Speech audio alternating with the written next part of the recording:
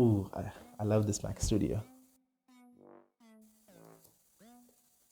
I need to find a bank. Don't judge it. It's really cold. It's cold. The weather is going crazy.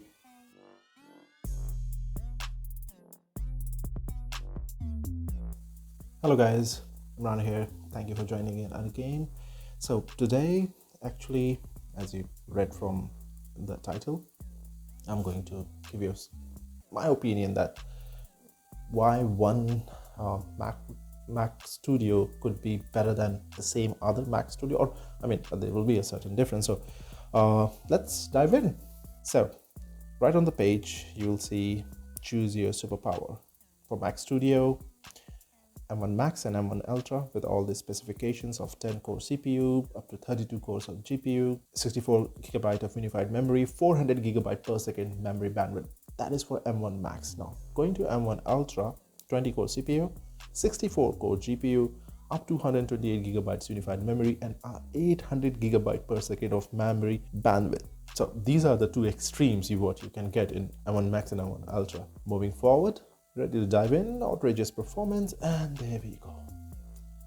Empower Station Mac Studio from almost 2000, 1999, quite a mouthful. Now, when you go and click buy, it gives you two basic options. You can either choose for M1 Max or M1 Ultra, but don't worry. The thing is, if you're going to choose M1 Ultra, it will not show you anything about M1 Max. But if you're going to choose M1 Max, it does let you choose M1 Ultra moving forward. So clever tactic, Apple. So let's select M1 Max, and as I was saying, you can see you can choose M1 Ultra as well here if you want to improve, but it's the best page to check these things. Now, before I dive in, let's talk about something, and that is you're not going to buy just M1 Studio, and that's that. You need a monitor, you need a keypad, you need a mouse, or touch track, something. So I'm going to factor that all in. Unlike a lot of YouTubers I've seen, they were just comparing, oh, it should be the power and the performance and M1 Studio and MacBook. No, you need other things. You can, without screen, what's you going to do? Just say your studio, oh my love. No, let's dive in. So without screen and monitor and mouse, studio is just a brick, nothing much. So dive in. Now, I've already made all the arrangements to cut this video short. I've added one Magic Keyboard, Magic Trackpad, Magic Mouse, and Studio Display as well. So yes, there are a lot of other displays in the market, 4K, 6K, maybe 5K displays as well, which one can use in place of Studio Display.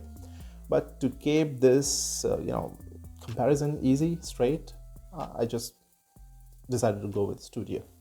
Anyhow, I'm not gonna buy it. So 1,600 USD for Studio Display, almost 100 USD for Magic Mouse, 150 for Magic Trackpad, and 200 for Magic Keyboard. In total, that goes to 2,000, almost 50.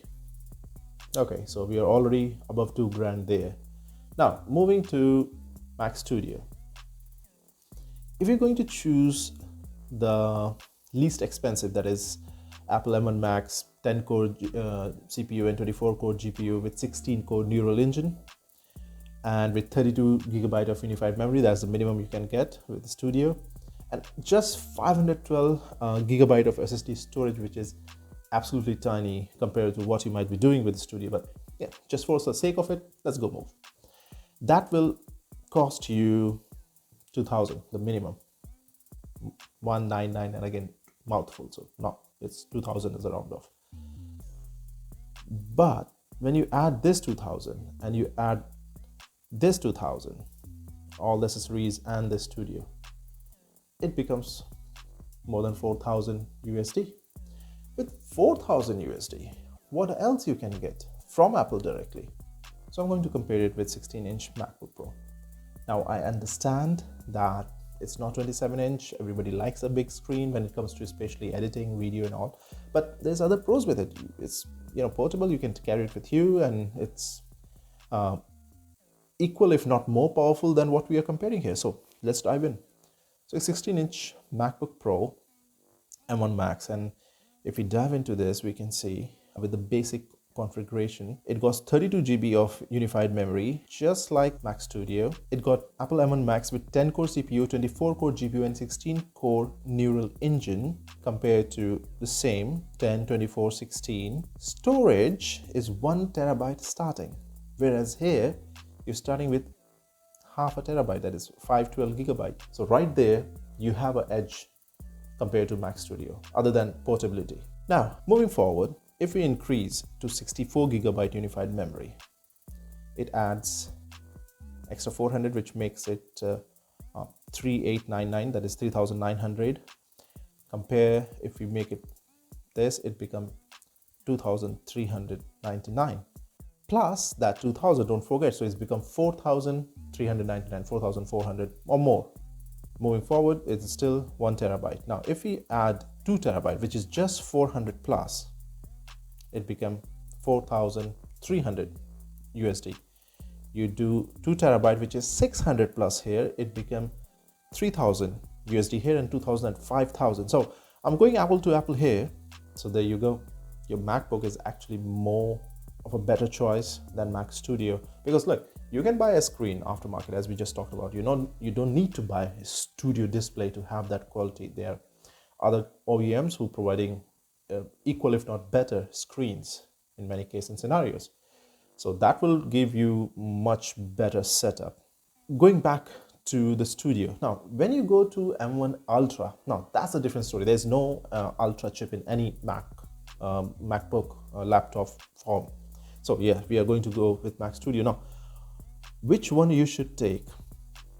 Look, if you got ample amount of money just laying around and you want to throw it somewhere, hey, this face is pretty good, throw some money here, maybe. Jokes aside, if you're buying a machine which you know is going to give you return on your investment, you might be a professional studio or something, by all means go to the highest tier you can. I'm an Ultra, 20-core CPU, 64-core GPU, 30-core neurals, 128 gigabyte of unified memory, 8 terabyte of SSD, and throw Final Cut Pro, Logic Pro, and maybe your kitchen sink in as well, and off you go. 8,500 USD. Hey, you're a pro studio, you can afford it, maybe, and it certainly will give you a return, because this is your job. This is how you make money, editing videos, doing creative things. So there you go. But now coming back to the folks like us who are into just casual thing, like I do YouTube studio, videos. Like I'm a YouTuber, so I try to make YouTube videos just for my hobby, to be very honest. I am not going to spend that much money on such a powerful machine, which I would never make it live up to its potential. And maybe not even 10%, so why I'm going there? But it's still, let's say someone want a balance in between ground. So that is going to be M1 Ultra with 20-core CPU, 48-core GPU, and 30-core neural engine. Big cost. From 48 to 64 core is just 25% increase in your core counts, but actual real life, performance doesn't materialize to that 25%. It's not going to be 48 core and 64 core GPU have a difference of 25%. No, it may be like in real life, if you're rendering, if you're doing something like that, creative work, maybe 10 second, 15 second at max. If you think it's a life and death situation for you, 10 and 15 second, by all means, again, go for the top one, but otherwise it's just fine. It will work for you. Now, when it comes to memory, 128 gigabyte with Mac, it's pretty much overkill. Just hear me out here. I'm again not saying that if you're a top professional, you won't be watching this video, I'm sure, pretty much. But if you're like a common guy, Apple basically make their products in a way that they are quite, synchronized with each other, their hardware and software. And be it macOS, be it iOS, they don't need that much RAM to perform well. It's so well built. So 64 gigabyte of unified memory will do just fine for you. Trust me. And I'm not talking about now, going to be for a long time, maybe like 3 years, 5 years, 6 years. It will work for you. Now, memory. Well, this is your personal choice. For me, I would say go for 2 terabyte. If you're any kind of creative work, you might need that extra space. Sometime you want to store some things and keep them around. But I would suggest you all, no matter what, go for the external storage. Good one. Buy a good, fast external storage from Crucial, from Samsung, or whichever is your favorite brand and which you trust more, which you might have tested already. Take that, use it as external storage, and whenever you are done with your project, like I do all the things on my lappy, and then when I'm done with it, I just export it, keep it safe somewhere else, not on my system. It gives me dual assurance and satisfaction, and I'm carefree at that time because I have a backup on my physical hard drive, and I do have a backup on cloud as well for all the videos and A rolls and B rolls and whatever I'm editing and producing. So do that. Even if you're common folk, you need to have your backups. You never know. These things are just machine and it might die on you anytime. You never know. So that's a piece of advice.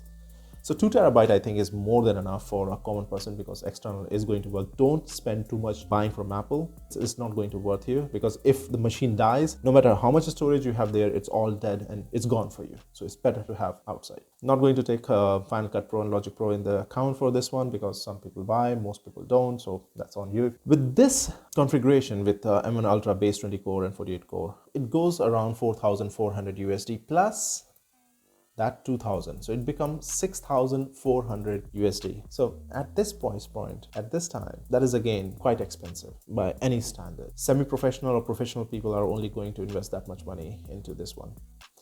So Studio, as in my last video, I told it very clear, it is designed and targeted to a very particular niche market. It's not for everyday people, everyday folk. If you really want to use a Mac for your everyday life, I would say go for a MacBook Pro, maybe 14-inch or 16-inch. They are really powerful, devices, and I don't think there will be anything in a common scenario, in a regular scenario, you will throw at them and they will not be able to handle it. I don't think so. They're insanely powerful, and this is like it's acing through everything. It's just going beyond. So with that, guys, that's all my opinion. How I should buy or how I would buy if I have to buy one. Rest on you guys. If you guys think that I have missed something over here, if you guys think that maybe I did something wrong, any calculation or any comparison, I welcome you everybody. Put it in the comments, give me some sort of bashing. Hey Imran, you did this wrong and you should have done this and you should have done that. I'm all for it. Keep it parliamentary. So with that, guys, thank you for this one. Have a good one. See you in the next one.